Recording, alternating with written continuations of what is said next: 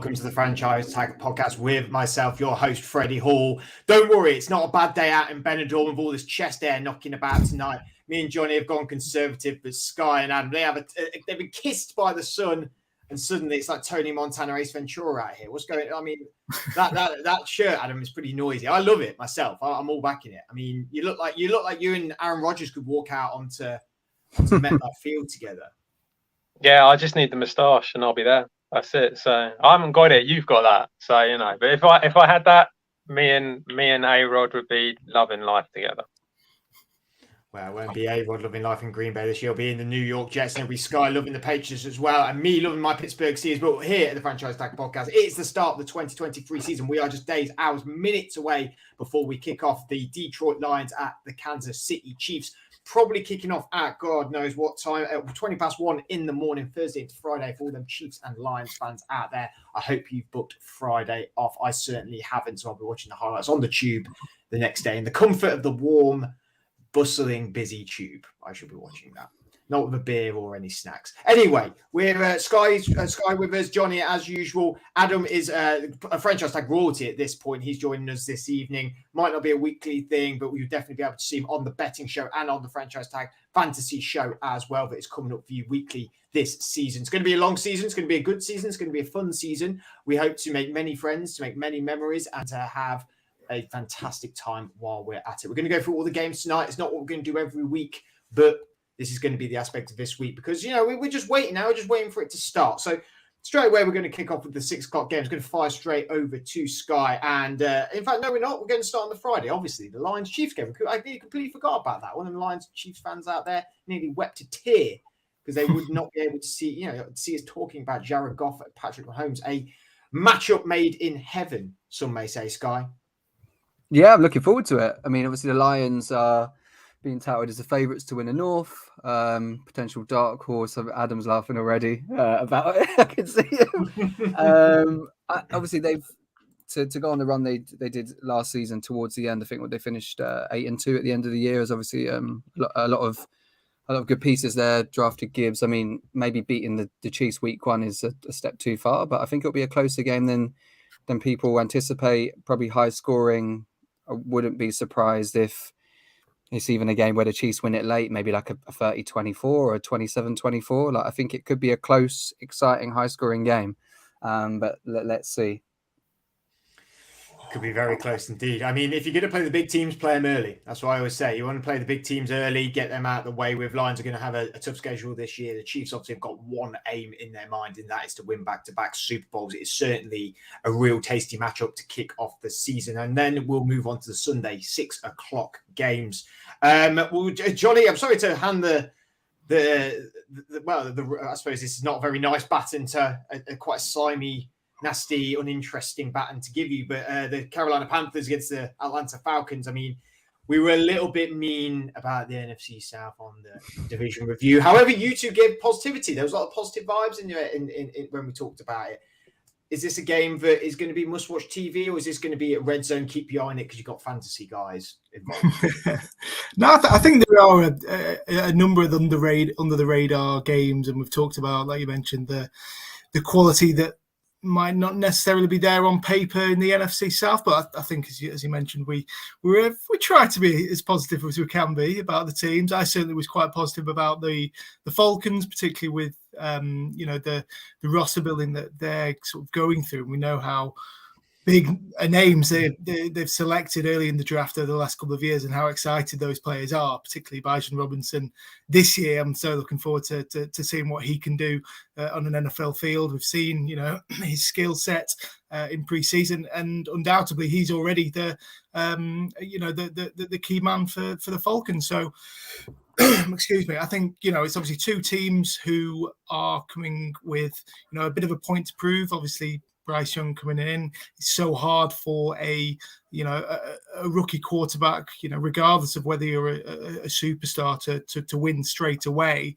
And I think that could be the potential difference. I'm not saying that Desmond Ridder is a better player. I don't think that at all. But I think that sort of experience at a quarterback could make this matchup, particularly as it's the first game of Young's career, side the way of the Falcons. So I'll be edging towards the home team on this one. Yeah, I think it's an interesting matchup seeing Bryce Young and Bijan Robinson both come to the field for the first time in their NFL career, and we're hoping that both of them have a long, real successful career as well. Apologies if there is any background noise. Fred again is playing at Ali Pali tonight. It sounds like the hordes of people are coming here to see Fred again. Not myself. I won't be dual processing. I won't be heading up there myself. But Adam, it seems you haven't been on this show for so long. I'm going to give you the exciting button. I'm going to give you a chance to berate my team, which I know you love doing.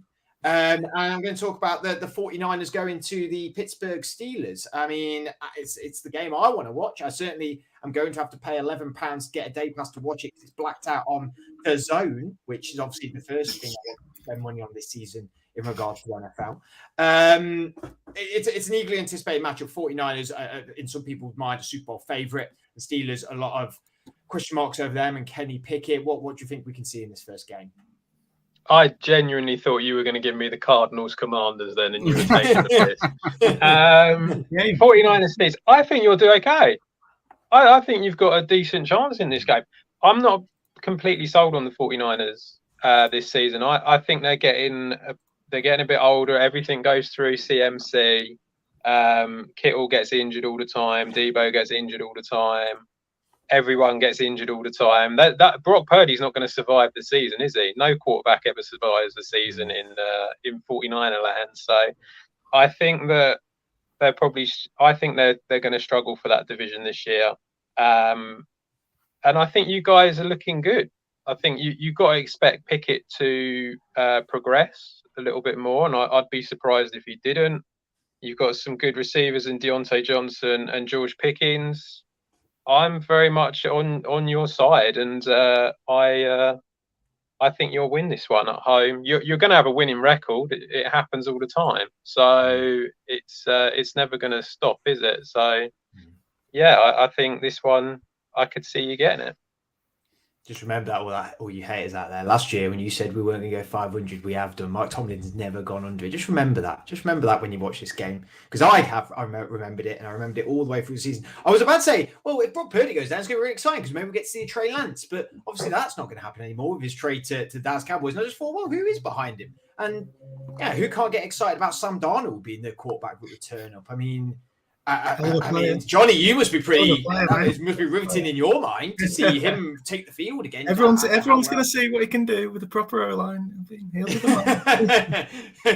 With a proper O-line and a proper running back, and proper wide receivers, a proper tight end, even though he's been given a lot of opportunities with them started players in a lot of places.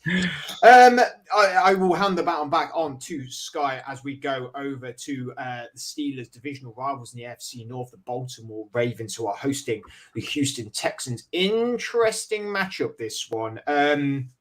Again, for Texans, it's play big teams early, but are we sure Ravens are a big team at the minute? I mean, I think there's every team in the league at the minute. I'd say the biggest question mark is over the Ravens. Well, there was a lot of side smiles, so clearly there is an opinion here we need to know about. I've had a long day at work, but I'm hearing Steelers to beat 49ers. Everyone's going to get injured. The Ravens are not a big team. I don't know what is happening today. I think the question mark, I guess, around the Ravens has just been that Lamar Jackson has only started 12 games in the last 2 seasons. And I know it's easy to make excuses about injuries, etc. But if the Ravens are healthy this season, you would expect them to be strong and push the Bengals close because they finally obviously have their new offensive coordinator. They're going to open the playbook up. They've got Zay Flowers, Odell Beckham, Aguilar. Can Andrew stay healthy? And I think people don't talk about enough with the offense that if they air it out more, that takes the pressure off of the run game. They always talk about this Ravens run committee that they have with their running backs, but passing it more will take the pressure off of Dobbins. He can get healthy and look good to the later part of the season. And as much as I've talked the Texans up when we tried really hard to, make the South exciting, and And I like DeMarco Ryans. It's a new look Houston. I think going into next year with some more draft capital, they could have a good 2024. The Ravens are going to win week 1. I mean, if Adam's sounding that confident about the Steelers beating the 49ers, I'm saying 99% surely the Ravens are going to beat the Texans. But week 1, as you said, you anything can happen. I'll probably get egg on my face after saying that, but no, I'm pretty confident in the Ravens. To be fair, Sky, there's some of the things you have said in a few shows. There's a carton of eggs that potentially by the end of the season could spill into your lap. You've had some bold claims at times. Johnny, we'll move back on to you. It seems I gave you a bit of a bad matchup. I'll redeem myself. We've got the Cincinnati Bengals going to the Cleveland Browns. Again, Bengals, team that people are touting to go to the Super Bowl this year. The Browns, again, with that question mark in a way, but I wouldn't say the Ravens is more so. This is really a great competition to start the season for the Bengals and Browns and sort of gauge where they're both at, because I think the Browns have potential with some of their names on paper to be very good, but the Bengals have maintained how well they've been doing it, and the Burrows' production year on year is just growing and growing, right? Yeah, absolutely. I think I'm trying to think of storylines for week 1, because week 1's not going to be boring. And like Adam's picked the Steelers to upset the 49ers. I can see the Browns having the Bengals number, again, and causing another bit of an upset here. I think obviously they've dominated their divisional rivals for the last couple of years, and I think, while we've heard positive news this week, there's been a lot of uncertainty around Joe Burrow's status, whether he's going to be fit enough to play. I fully expect him to play in that game. It's just what sort of level we know what injuries can do to quarterbacks who try and play on, and obviously sometimes it doesn't work out. But I think for the Browns, they're expecting to be a lot more competitive with Deshaun Watson starting a full season. Obviously the negative noise around him has waned. It's obviously still there, still lingering, but I think there's a bit more of an expectation that the Browns will do well this year. I'm looking forward to seeing how Elijah Moore at the Jets. I was quite annoyed when the Jets let him go. I thought he was a really good player, and a lot of things are expected of him this year. So Amari Cooper, Elijah Moore, I've just said. Donovan Peoples-Jones, who's a good red zone threat. They've got some weapons around, and obviously Nick Chubb in the backfield. So yeah, I'm really excited for this game. I'll go with the Browns to pip the Bengals in a bit of a shootout in Cleveland. Paul Brown Stadium, it could easily be. Oh no, it's not Paul Brown Stadium. Bengals Stadium is the Paul Brown Stadium, and Brown Stadium is the Shits Field. Yeah. So anyway, Jags Colts. We'll move on to you, Adam. A Colts team that is going to be lacking a certain big name running back, with Jonathan Taylor not going to be playing for the first 4 games on the pup list, nor will he maybe return for the rest of the season. That is still all up in the air. And a Jags team that a lot of people have got some high hopes for this year, really high hopes, me included. Yeah, it's tough, isn't it? If you've got Jonathan Taylor on your fantasy team, I mean, you wouldn't want that to be the case. Not if you've got Deion Jackson in the late rounds in every draft, baby. I knew it was coming. You hold out, JT. Don't go back. You're worth so much. Just wait till he gets traded. It's fine. It'll be all right. Yeah, good point. To a committee. I think committee team. This is the fixture, isn't it? Where the away team always wins. Is that right? It's no matter when they play, it goes the other way. You'd be shocked if the Jags didn't win this, to be honest. The Colts have been that team, haven't they, that we've always come out and said year after year, they've got a really good defense and they got a few decent pieces and they got a solid like veteran quarterback, it should all work, and it never does. So the defense is getting older. There's nothing spectacular on the offense now that you've taken Jonathan Taylor out. I mean, it's just going to be wanting to watch Anthony Richardson and see what he can do. It is basically what the Colts are going to be really for the whole year, to be honest. And I think they're going to struggle against the Jaguars team where there is a lot of hype around them this year. I think there's probably a little bit too much hype around them personally, but I think they've got a really good chance of winning, and especially this game, winning this one pretty easily, I would have thought. As much as I miss him a lot being on this podcast, and it's not that I'm saying he doesn't know anything, because you should watch him on the betting show and the fantasy show, because he is very good at that.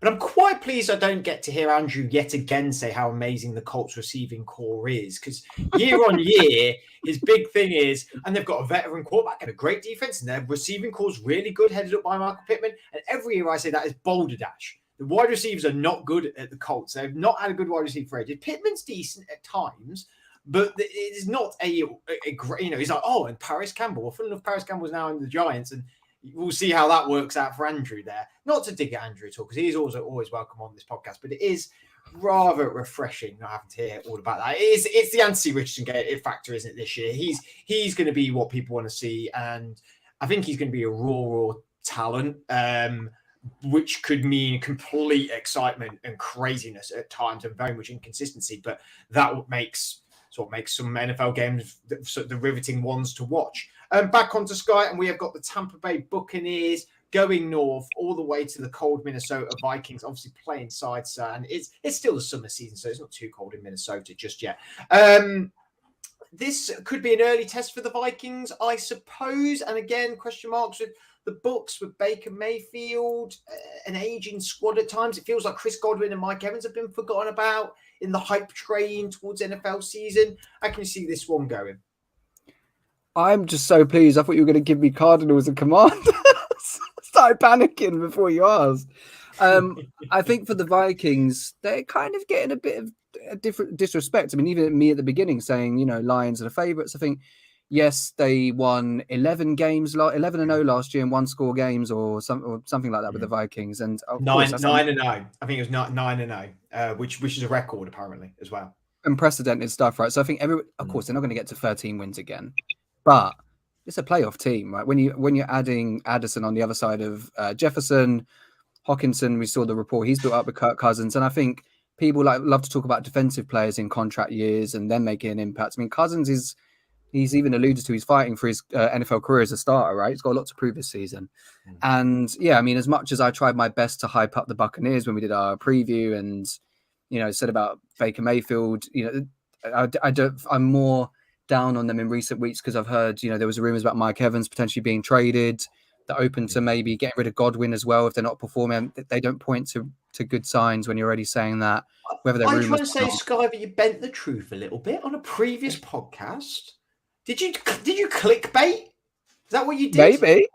Hey, they still got 4 or 5 guys who were the pinpoint of them winning their Super Bowl on the defense. Levante David being, there are people there who people don't talk about. Shaq Barrett being healthy, but I would still go for the Vikings. Yeah, maybe it'll be like a 10-point win for Minnesota and it'll be close, and third quarter they turn it on. But yeah, Minnesota for me, and intrigued to see how they get on this season with people doubting them. We move down to New Orleans, and what a riveting game this could be. It could be the Will Levis Derek Carr Bowl. How exciting will that be? But it probably will be Ryan Tannehill that is starting. But the Tennessee Titans traveling to their crosstown rivals, well, regional rivals, I suppose, in the New Orleans Saints. Johnny, how's this one looking at? I mean, there's a lot of new faces in the Saints this year. New quarterback, new running back Kamara. I don't believe he's going to be starting the season. A few guys that they've lost on the defense of the Saints as well. We have very much a trio of quarterbacks in Tennessee in Malik Willis, Ryan Tannehill, and Will Levis, who it's fair to say everyone's a little unsure on all three. Is the mayonnaise master going to be leading the charge here? I don't know what that was. Please tell me that's going to be a whole season thing. Back once again with the mayonnaise master. Well, I don't know about that. Excuse me, my voice is suddenly going because it's preparing itself to talk up about the Titans. But I've heard so Will Levis is actually the third string quarterback. So Malik Willis is. I don't know. Is he?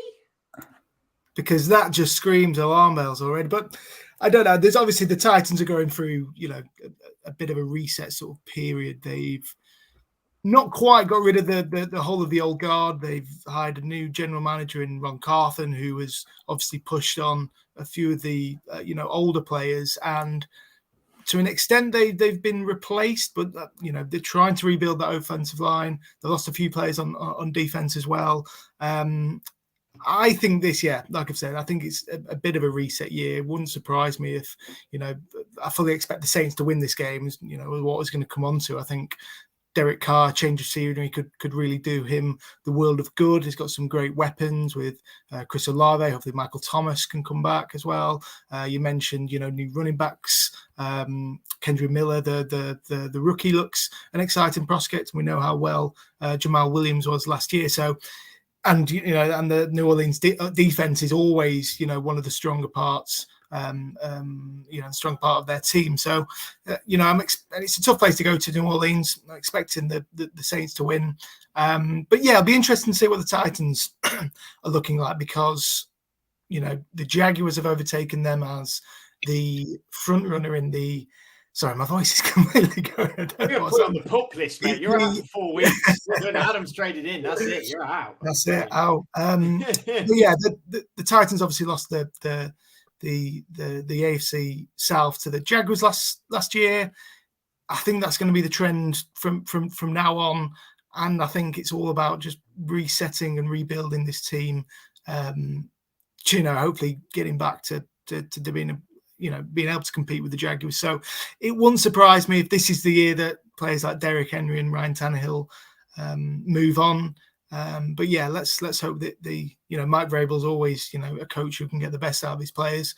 I'm sure they'll be competitive, but maybe the quality is just lacking, or they're just a work in progress to hopefully be a stronger team perhaps next year. I think they'll certainly win games that we are surprised by, because they do have that grit and determination. Like Vrabel does bring that out of his players, but it can be difficult games against the Titans for sure, and going there as well. But I just scratch my head about the talent on this team. Derek Carr's fantastic, but we've not really seen a full season from him in a while. And it's just, it's a tough one to decide really for the Titans, what they're going to be, what their next move is going to be. Well, the poison chalice had to be drank at some point, and Adam is going to take a long, deep sip on the Arizona Cardinals going to the Washington Commanders. No Kyler Murray. A start for Sam. I believe Sam Howell will be starting. Yep, Sam Howell starting. I don't. Well, outside of Terry McLaurin, is it Marquise Brown? That's the only fantasy. James Conner. I mean, that's the only reason people are going to be sort of watching this game, right?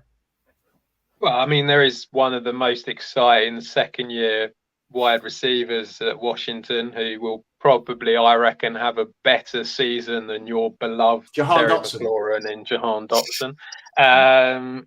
But yeah, there's a little bit there. It's not an exciting game. I mean, I don't want to go full betting on you, but the over/under is 38 and is the lowest of the week. It's not looking great. The Cardinals are going for the number one pick, aren't they?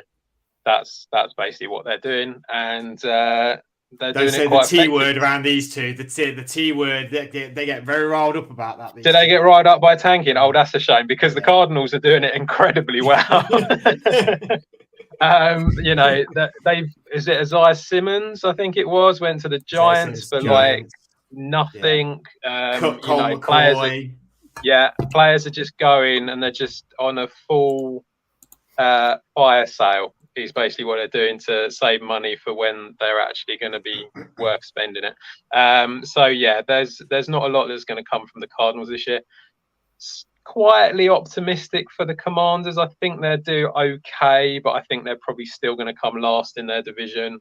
Sam Howell is a little bit underrated because we haven't really seen that much of him, but he had a really good college career. So I think he'll be interesting to watch, and I think the Commanders will win this one relatively easily, because really you just got to hope that your team is playing against Arizona this year, because at least then you'll get one win, won't you? So that's something. But yeah, I think the Commanders will take it pretty simply in this one.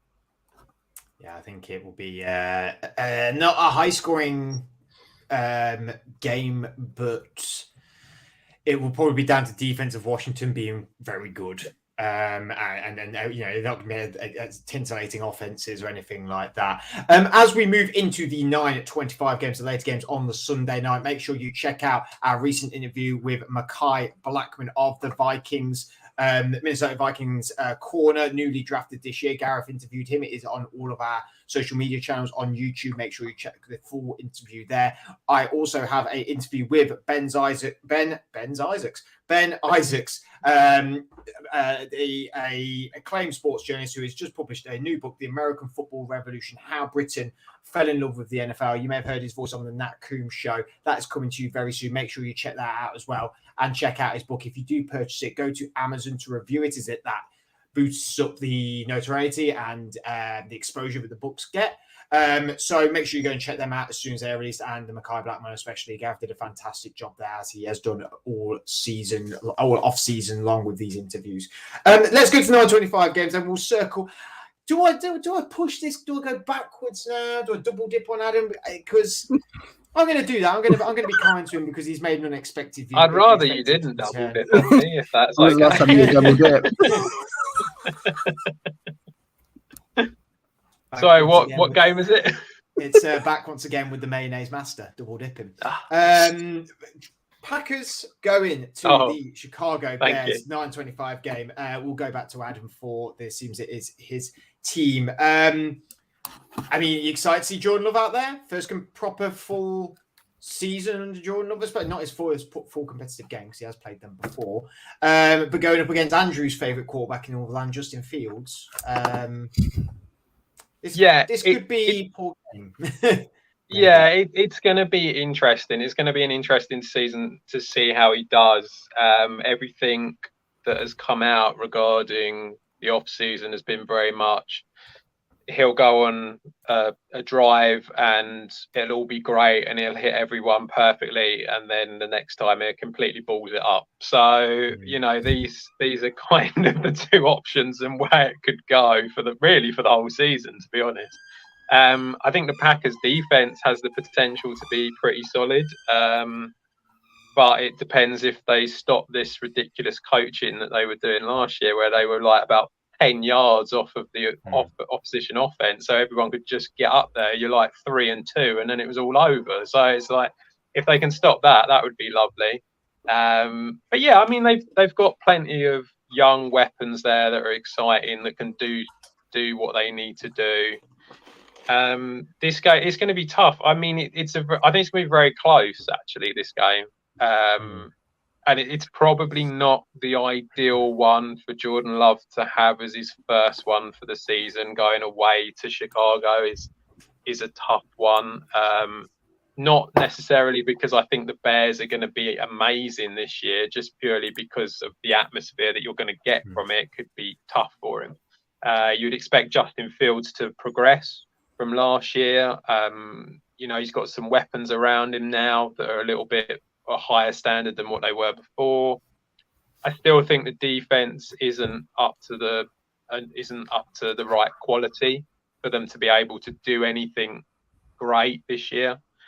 But at the same time, I think that it'll be a close game, and you'll notice that I haven't picked anyone. Ever the partisan, even though we're Packer. We'll move on to Johnny to talk to us about the Las Vegas Raiders traveling to the Denver Broncos. It's got to be better than last year for Denver. That's pretty much what everyone's anticipating. I don't think anyone's watching the Raiders for this game. I think they're looking at like, come on, Russell, you can do it. Yeah, 100%. I think. No, I was just shouting, let's ride. I just every time I hear Russell, let's ride. Let's ride. Broncos country, let's ride. Broncos country, let's ride.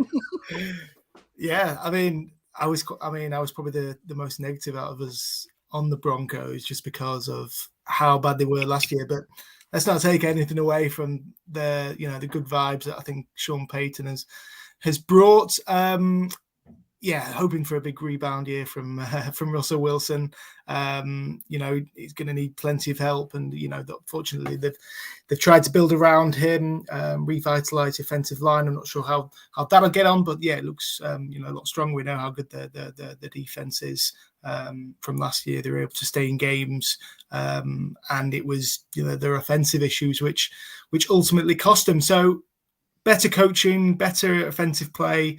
And I think, the Broncos will be all right. I was also positive on the Raiders. I think they're in a lot better shape than they were last year. Obviously, there's still a lot of issues around Josh McDaniels, and it's very hard to get excited about, his potential. But I think the Raiders could potentially be on something, but I can't bet against the Broncos at Mile High. I think they have shown that they've improved, and the one area that they needed to, specifically improve on, I think they have made enough adjustments to sort of rectify those. So hopefully Russell Wilson can get back to his best. Sean Payton's the best person to, hopefully, get him over this sort of bump of a year. I'm sure that they can start off with a bang and get a win over their divisional rivals. We'll go back to Sky with a big game in Los Angeles. The Miami Dolphins go to the LA Chargers. It's Twitter's favorite quarterback. Is it these sort of games that Justin Herbert needs to win to make sure that he's better than Jalen Hurts? Yeah, I mean, like I said, he's a better passer of the ball anyway. The touch and velocity he has on his throws is just that it's his win-loss record that people are holding against him. Like you said, he's probably the most, I don't know if you used a Marmite analogy, but I feel like he is getting to love or hate in terms of people either overhype him or undervalue him. But I like the Chargers in this one. I'm probably one of the few people, and it's not a Patriots rivals thing, because I've talked up the Bills and the Jets. I'm just not as sold on the Dolphins as most people seem to be. I know they got Tyreek Hill and Waddle, but I think they really would. If they'd got Jonathan Taylor, I would have a completely different opinion. But I'm just not sold on their run game. And I think, as I alluded to earlier with the Ravens and the injury problems, the Chargers were banged up heavily last year, still got into the playoffs. If they're healthy with the receiving core that they've got and Austin Eckler, I think they can blow a lot of teams away this season. And I mean, in terms of, I don't know what the over-under is on this one, but I'm sure a lot of people will be predicting a very, very high-scoring game, which I think we'll see. Could be a great 9:30 shootout. But yeah, I'm going with Herbert out-dueling my mate Tua, when really Herbert's my mate. Yeah, I think this could really be an explosive game. And it's the recency bias that we all think about the Chargers not being a great team. But, like I said, they were very injury-ridden last year, still got to the playoffs. Yes, they haven't maybe won the big games and looked risky a little bit in the games that have come close. But this is a season for them to sort of prove that they are a top-tier team. And win the division. And win the division as well. Yeah, well, don't know about that one yet. We'll see about the Kansas City Chiefs. Or Broncos Country, let's ride. Let's go back to Adam. He's going to either really upset Sky, or Sky's going to be completely happy with him. The Eagles going to the New England Patriots. It's a tough start to the season for the Patriots if we get the Eagles of last season, right? Yeah, I mean, I can't imagine that you're not going to get the Eagles of last season. The only real benefit you're gaining from this game is that it is week one. That is literally the only benefit that you're getting from it. I can't see anything other than an Eagles win in this game.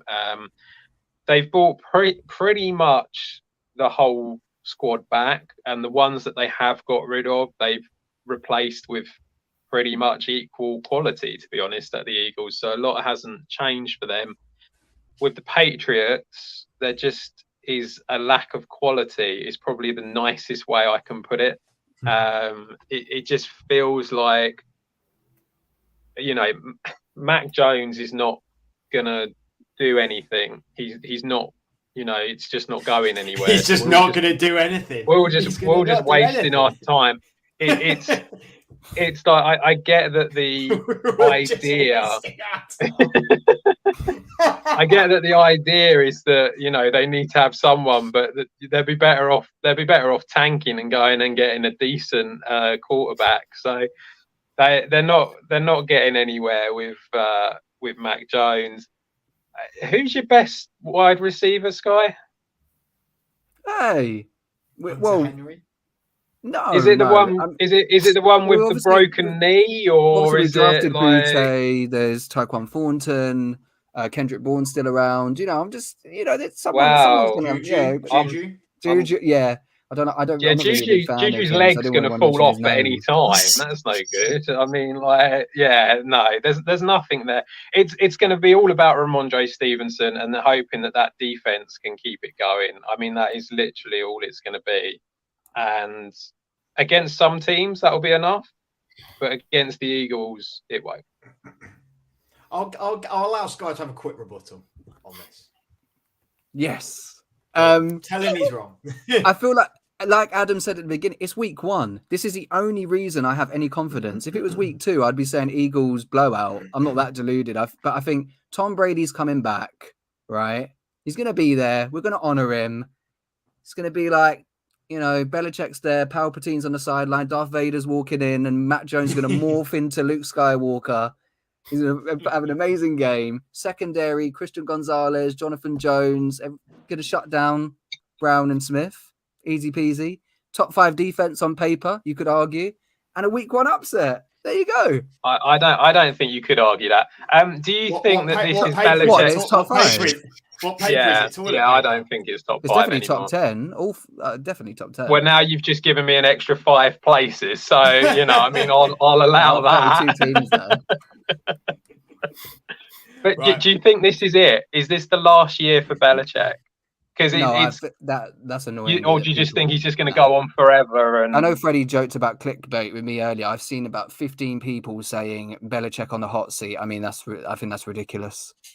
I think I was one of them. So I think Johnny might have even thrown it in there as well. But you weren't the two I was talking about. But no, I think there's too much respect there between him and Robert Kraft, and he obviously made a mistake last year by not having an offensive coordinator. And I agree with you. I'm not sold on Matt Jones. I'm not that silly. I mean, I only got his jersey because it was 30 quid on sale.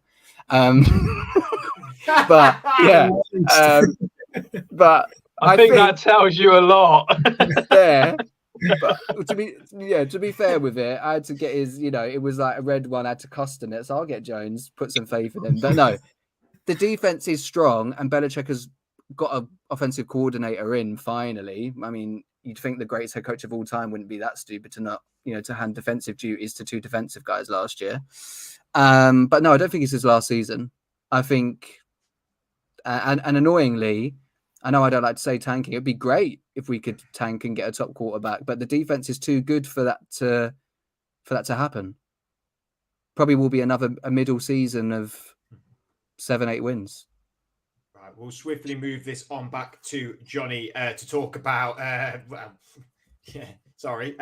Rams against the Seattle Seahawks in Seattle. What are we going to see from the Rams? I think, Cooper Kupp, Matt Stafford back. It's been a bit quiet in LA this year. It's not like when we had Hard Knocks with them and everyone knew what was going on. And then you've got the Seahawks team who have drafted Jackson Smith and Jigba, played a lot better than people ever expected last year. I mean, could this be like secretly one of the bigger games of this weekend in a way?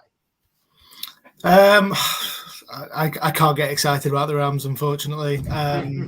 I think, it all comes down to injuries. That's what happened last year. We saw Stafford's injury, Kupp's injury, completely, transform the Rams from a Super Bowl winning team into a team scraping to get a few wins by the end of the summer. And we know that Kupp's still got his injury issues. He's still nursing a hamstring injury, which I think he's seen a specialist about, which could lead to him missing week 1. And there's there's little proof yet. I'm sure that, I think it's going to be a good season for someone like Van Jefferson coming in. There's a lot of expectation on some of the rookies. Is NQA, who, one of the rookies who I'm hearing a lot about in some of my fantasy leagues. People are expecting a lot from him.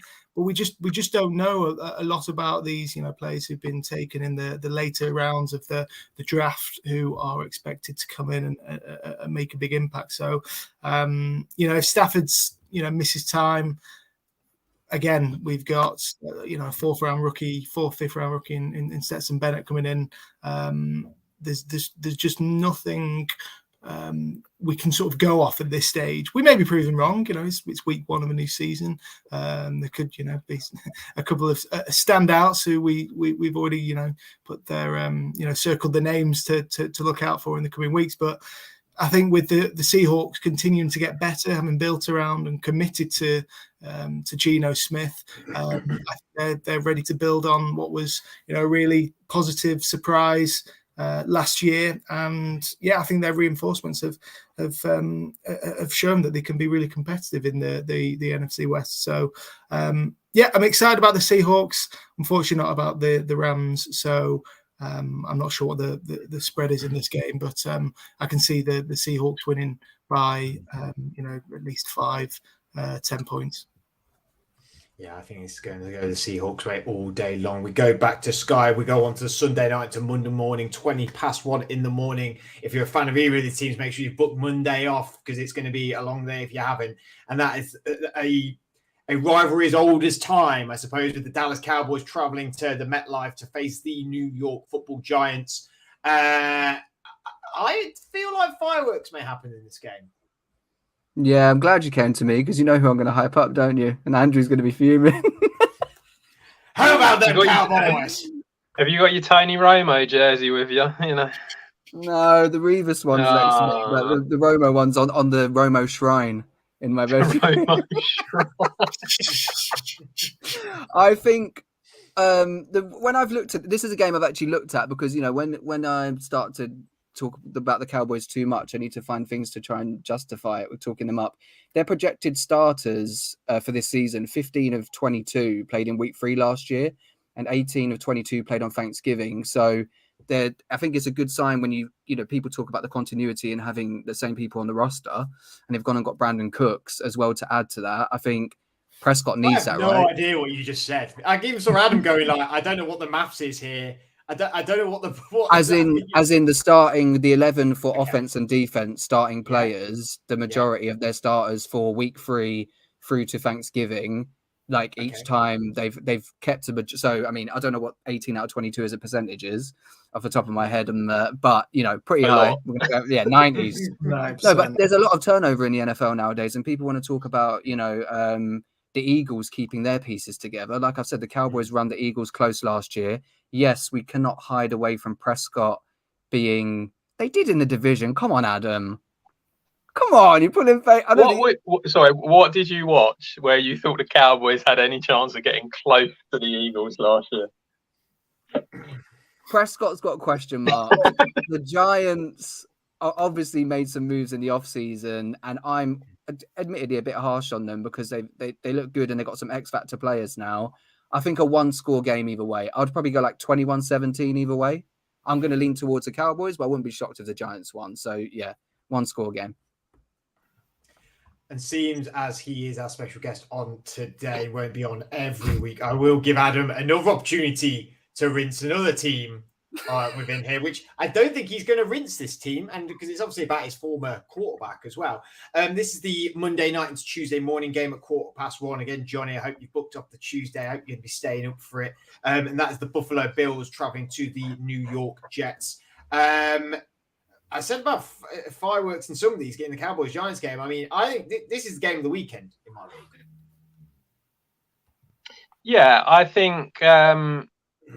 I don't know. I get why you think it's game of the weekend. I think the two defenses are going to have a good battle out here. Whereas for me, I'd go more Dolphins Chargers personally. But that's because I'm all about the offense. So. I'm all about the defense, baby. Source God, give it to me. So, I think personally, I think the Bills will probably win this game. I think as we've said a few times, actually, week 1 I think is a big positive here for the Bills. The Jets have got a horrible first 6 games. Really is a horrible first 6 games, and they have to go 3-3 if they've got a chance of winning this division. And I think, as you've seen, and it's difficult because obviously Hard Knocks, they show you what they want to show you and all that kind of stuff. But I think with the Jets, you can see that they are starting to build a rapport with Rodgers and the rest of the team. At the same time, it's not at 100%, and it's not going to be 100% until you're a few weeks into the season, I think. So that is something that could potentially cause the downfall for them in this specific game. But they look good, and they look like they're a playoff team. They need to be thinking to win it. They really do. And I know that it sounds a bit hyperbolic, but if you're going to if you're going to trade for a quarterback like that, you have to be looking to win it. That's how it works. So I think now they will certainly be in the conversation come the end of the season, but it's a very tough AFC, as has been for the last few years.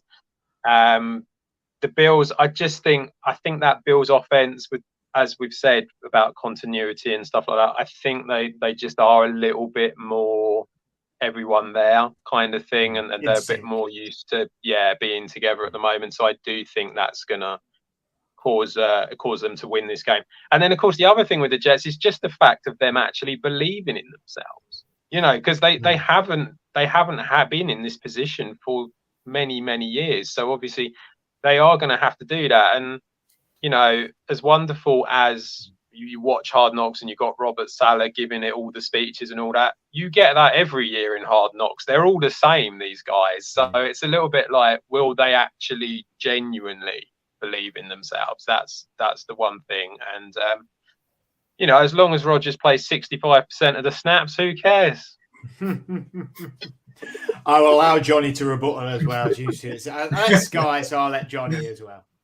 Yeah, I think Adam's made some very fair points. I think, well, someone scared me the other day by saying that the Jets are going to be the 2023 Broncos from last year. Traded, and I was like, whoa, here we go. That hurt me. That hurt me, mate. Well, week 1, I Adam said it. We have a really difficult start, and it'd be such a bonus if we can get to the bye week by week 6 with 3 wins. We've got the Chiefs, Jags, and obviously divisional rivals to come. I've been a little bit down on the Bills this year purely because I think their championship window is closing, and there's been a lot of drama with Stephon Diggs. We know Von Miller's out. Josh Allen, obviously as great as he is, did have some issues last year, and I don't know. Obviously, all the attention has been on New York this year. It's going to be a very close encounter. I'm going to say the Jets are going to walk it. That's why I'm a fan. I say that every week. But as optimistic as I am, I have to be grounded. And I can't really call it because I just want just to see what we're actually like. We know how good the defense is, but hopefully these weapons can start getting into gear, and hopefully Rodgers is the key to all that. So take flight, come on, go Jets. JTS, Jets. Sky, Johnny, Adam, thank you very much for joining me on week 1. Thank you everyone for watching and listening as well. We have gone slightly over the time we would usually, but we have had to talk about all the games, and this is as many games as there can be in the NFL. So, it has taken a little bit longer. But thank you for watching. Thank you guys for joining me. We'll be coming weekly with our main show, the Franchise Tag Fantasy Show and the Franchise Tag Betting Show. For all your fantasy betting and NFL needs, we are the one-stop shop for you to watch. Make sure you tell everyone you know. Scream from the rooftops for all I care, because we need to have a big year, and we want to have a big year. We're like the Jets. So there's a lot of high expectations on us, and we want to perform. We don't want to be like the Broncos of 2022. That's our ethos here. We're all gas, no pedal, baby. That's what we're all about. Again, thank you very much. We'll see you all again next